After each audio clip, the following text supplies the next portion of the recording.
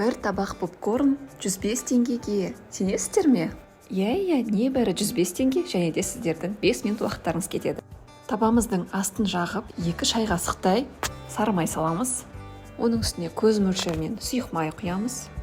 Сары май толықтай ерігенше бір араластырып жіберіп, үстіне 2-3 қасық үлкен қасықпен қант саламыз. Лопатканың немесе қасықтың көмегімен май мен қантты кішкене араластырып аламыз. Достар, менің парақшама тіркеліп, колокольчик батырмасын басып қойыңыздар. Азық-түлік сататын дүкендерден дайын жүгері дәндерін алып, осы массаға саламыз. Менде осында приправочтың 105 теңге тұратын жүгері дәндері.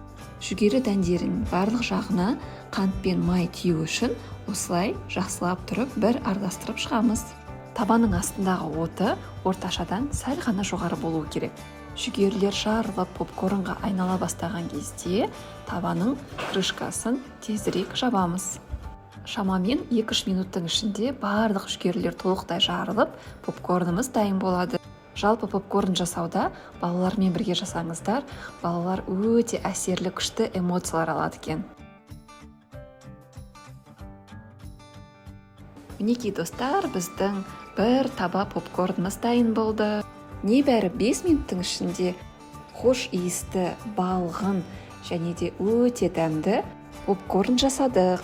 Видеодағыдай емес, жайпақ табаққа салып кішкене суытып алып, сосын жесеңіздер өте дәмді болады. Бірақ балалар 1 минуттың ішінде ыстықтай жеп қояды екен. Менімен бірге болып видеоның соңына дейін көргендеріңізге рахмет. Сіздермен бірге болған Тоқжан.